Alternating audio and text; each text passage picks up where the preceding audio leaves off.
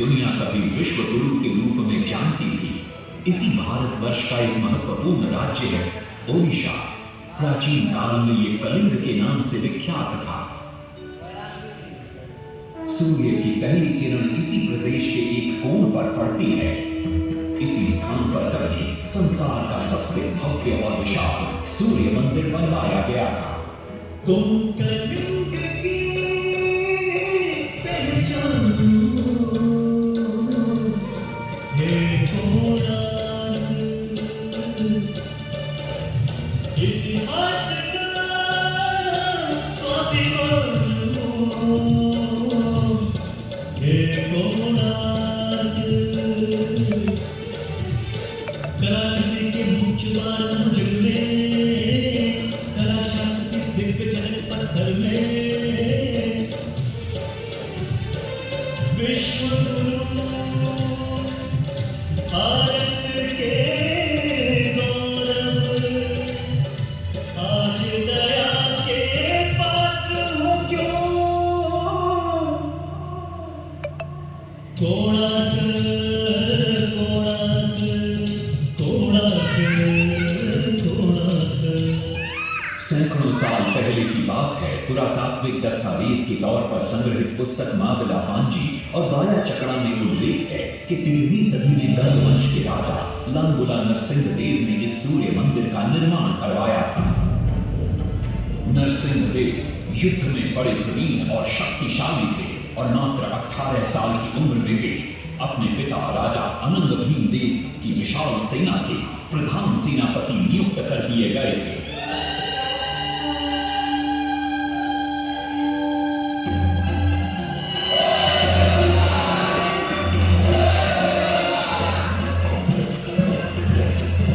सेनापति बनने के बाद नरसिंह देव ने अपने कुशल नेतृत्व से दक्षिण के कई आक्रमणकारी राजाओं को युद्ध में हराया।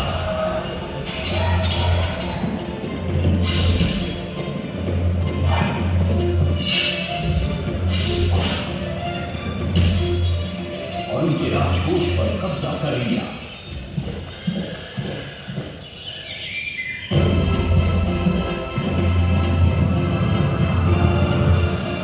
तत्पश्चात उन्होंने विजय पूर्णा, जिसे आज हम वारंगल के नाम से जानते हैं,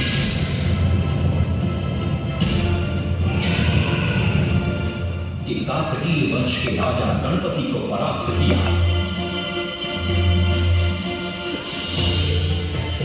और उनके राजकोष पर भी कब्जा कर लिया। 3 वर्षों तक निरंतर युद्ध के पश्चात जब वे बहुत सारी धन संपदा लेकर कलिंग लौटे तो राजमहल में उनका भव्य स्वागत हुआ।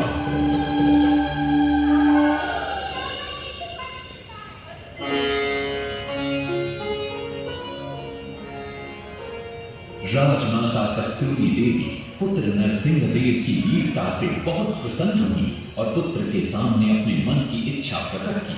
कहा, तुम्हारे पिता ने शंकर क्षेत्र पुरी में भगवान जगन्नाथ का भव्य मंदिर बनवाया है। मैं चाहती हूँ कि तुम पद्म क्षेत्र कोणार्क में उससे भी भव्य और विशाल सूर्य मंदिर बनवाओ। किंतु नरसिंह देव माता से प्रतिप्रश्न करते, सूर्य मंदिर ही क्यों, और वो भी कोणार्क में? तब राजमाता कस्तूरी देवी बतलाती, द्वापर युग में भगवान श्री कृष्ण के पुत्र सांब बड़े ही सुंदर और सुकुमार थे। वो नारद मुनि को चिढ़ाया करते थे। एक दिन नारद मुनि ने सांब को सबक सिखाने की योजना बनाई और उन्होंने सांब की सुंदरता की प्रशंसा कर उन्हें गोपियों के साथ जल क्रीड़ा करने को उकसाया। वहीं दूसरी तरफ भगवान श्री कृष्ण को जाकर कह दिया कि सांब अपनी मां समान गोपियों के साथ जल क्रीड़ा कर रहा है। श्री कृष्ण इस बात से बहुत क्रोधित हो जाते हैं और वे सांब को श्राप दे देते हैं, जिस सुंदरता का तुम्हें अभिमान है वो तत्क्षण नष्ट हो जा। सांब को कोढ़ हो जाता। जब सांब राजमहल लौटते हैं और मां चांद देवी को ये पता चलता है कि पिता श्री कृष्ण के श्राप की वजह से सांब की ये अवस्था हुई, तो सारी रानियां क्रोधित हो जाती। नारद जी को बुलाया जाता। वे रोग मुक्ति का उपाय बतलाते। वे कहते हैं, सूर्य की पहली किरण ऊढ़ देश के एक कोण पर पड़ती है जिसका नाम कोणार्क है। शाम को वहीं जाकर सूर्य की आराधना करनी होगी।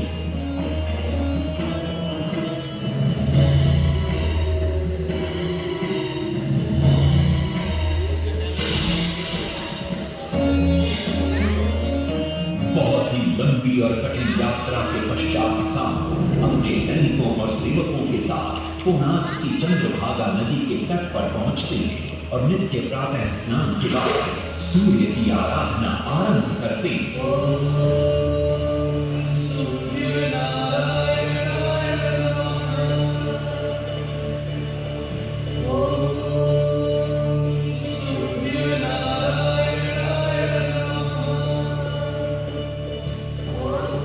अन्न जल त्याग कर 12 साल की कठिन तपस्या के बाद सूर्य देव प्रसन्न होकर प्रकट होते और शाम को रोग मुक्त होने का वरदान देते।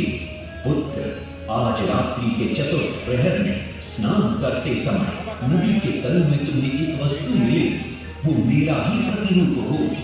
उसका स्पर्श पाते ही तुम इस कोढ़ रोग से मुक्त हो जाओगे। स्नान के पश्चात सांब जब नदी से बाहर आते तो वो रोग मुक्त हो चुके होते। उनके हाथ में एक छोटा सा पत्थर है। उनके सुंदर और सुकुमार शरीर को देखकर सारे अनुचर और सिपाही प्रसन्न होते। सांब उस पत्थर को वहीं स्थापित कर एक छोटा सा मंदिर बनवाते। लेकिन जब उन्हें ज्ञात होता है कि सूर्य पूजा का विधि विधान यहाँ किसी को पता नहीं है तो वे चिंतित हो जाते। वे ध्यान में बैठते। सूर्य देव पुनः प्रकट होते और शाम के पूछने पर बतलाते कि दूर पश्चिम में साक्य देश के माता ब्राह्मण पूजा की विधि विधान जानते। शाम साक्य देश की ओर निकल पड़ते जो आज का ईरान है। महीनों की लंबी यात्रा के बाद शाम 18 माता ब्राह्मण परिवारों को साथ लेकर कोणार्क लौटते और सूर्य मंदिर में पूजा शुरू हो जाती है। राजमाता कस्तूरी देवी नरसिंह देव को बतलाती है कि विवाह के कई वर्षों बाद तक जब हम निसंतान थे, मैंने भी उस सूर्य मंदिर में पूजा अर्चना की और तुम पुत्र रूप में मुझे प्राप्त हुए। माता की बात सुनकर नरसिंह देव मां को कोणार्क में संसार का सबसे भव्य और विशाल मंदिर बनाने का वचन देते। सदाशिव सामंतराय महापात्र जो शिवई सांतरा के नाम से लोकप्रिय थे, वे अपने सहयोगी बीसू महाराणा के साथ मंदिर का प्रतिरूप बनाते और नरसिंह देव के समक्ष प्रस्तुत करते। नरसिंह देव मंदिर का प्रतिरूप देखकर अभिभूत हो जाते और शीघ्र मंदिर निर्माण कार्य आरंभ करने का आदेश देते। दूर से बड़े बड़े पत्थर लाए गए, जितने पत्थर डाले गए सारे टूट गए। आपने सोचा था उसमें डाले गए, नहीं पता था ना सारे टूट गए। सिर्फ साथ तेरा हुए परेशान, किस विधि मंदिर बने। सिर्फ साथ तेरा हुए परेशान, किस विधि मंदिर बने। एक दिन वे चिंतामग्न कोणार्क लौट रहे थे, तभी उन्हें प्यास महसूस हुई। उन्हें पास ही में एक कुटिया दिखाई पड़ती है जहाँ एक बूढ़ी औरत से उनकी भेंट होती है। शिवई सांतरा पानी मांगते हैं। बूढ़ी औरत पानी के साथ गरम गरम भोजन भी लेकर आती है। वे थाली के बीच में हाथ डालते हैं जिससे उनका हाथ जल जाता है। तब वो बूढ़ी औरत मुस्कुराकर कहती है, तुम तो शिवई सांतरा की तरह बीच से भोजन उठाकर खा रहे हो। ये सुनकर शिवई सांतरा को अपनी भूल का एहसास होता है। माता रामचंद्री ने उपाय सुझाया, समझे शिवई सांतरा।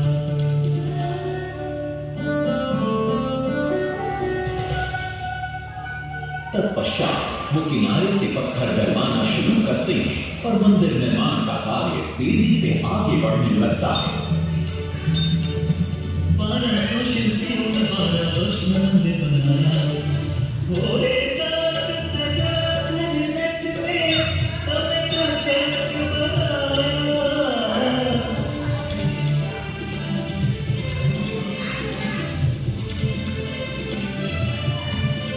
दूसरी तरफ कलिंग के उत्तर के राज्यों के नवाबों के बार बार राज्य पर आक्रमण हो रहे थे। इन आक्रमणों से क्रोधित होकर नरसिंहदेव अपनी विशाल सेना को लेकर युद्ध के लिए निकल पड़े।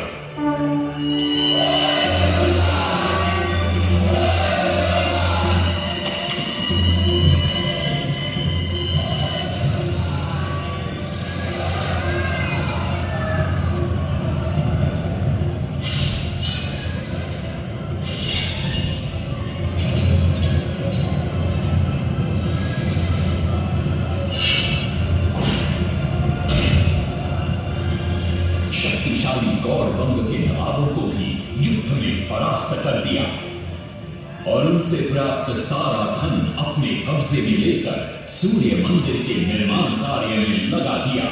1200 कारीगरों के अथक प्रयास से 12 साल बाद विशाल और भव्य सूर्य मंदिर बनकर तैयार हुआ।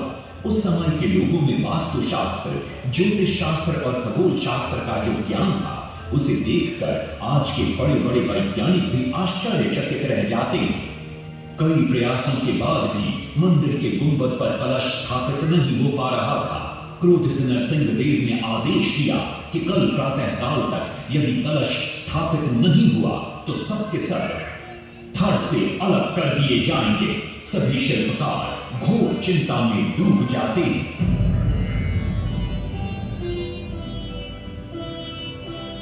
दूसरी तरफ मुख्य शिल्पकार बीसू महाराणा का 12 साल का बेटा धर्मपद सूर्य मंदिर के प्रतिरूप पर कलश बिठाकर प्रसन्न होता है और मां के सामने अपने पिता से मिलने की इच्छा व्यक्त करता है। मां अपने बागीचे के बेर पोटली में बांध कर देती है और कहती है, अपने कुत्ते बलिया को साथ लेकर कोणार्क जाओ। बलिया अपने मालिक को पहचान लेता है और बीसू महाराणा से लिपट जाता है। धर्मपद अपने पिता को प्रणाम करता है और अपना परिचय देता है। सबको चिंता में देखकर वो अपने पिता से इसका कारण पूछता है। कारण जानकर धर्मपद कहता है, अगर आप आज्ञा दें तो मैं मंदिर के गुंबद पर कलश स्थापित कर सकता हूं। शिवे सांतरा धर्मपद को अनुमति दे देती।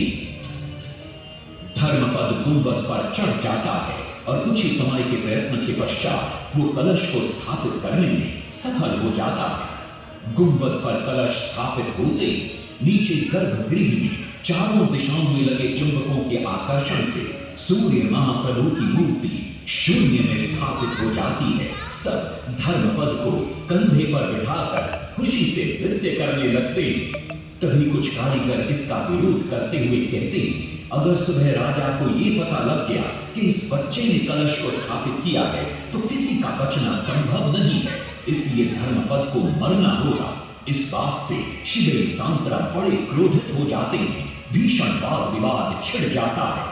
ये सब देखकर धर्मपद गहरी चिंता में पड़ जाता है और वो सोचता है कि यदि मेरे जीवित रहने से इन सब का सर काट दिया जाएगा तो इससे अच्छा है कि मैं आत्म बलिदान कर दूं ताकि सबके प्राण बच जाएं। और उसी पल धर्मपद नवनिर्मित सूर्य मंदिर के शिखर पर चढ़ जाता है।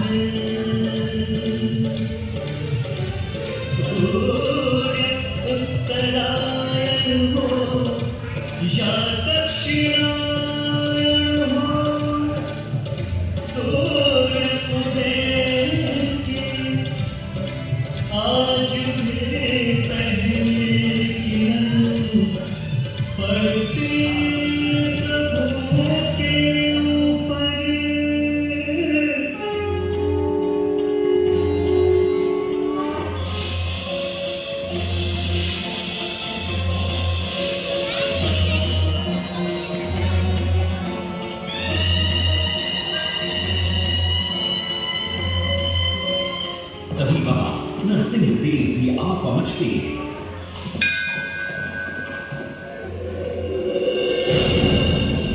और सूर्य महाप्रभु को शून्य में स्थापित देख वे भी आनंद से भर जाते हैं और श्री सांतरा की भूरी भूरी प्रशंसा करते हैं।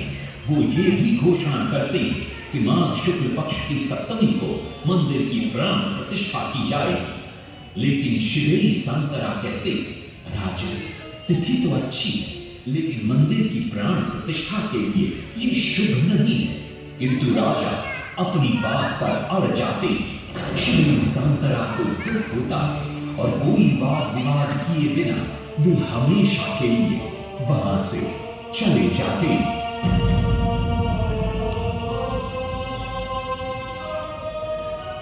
पूर्व निर्धारित तिथि पर मंदिर की प्राण प्रतिष्ठा संपन्न होती है।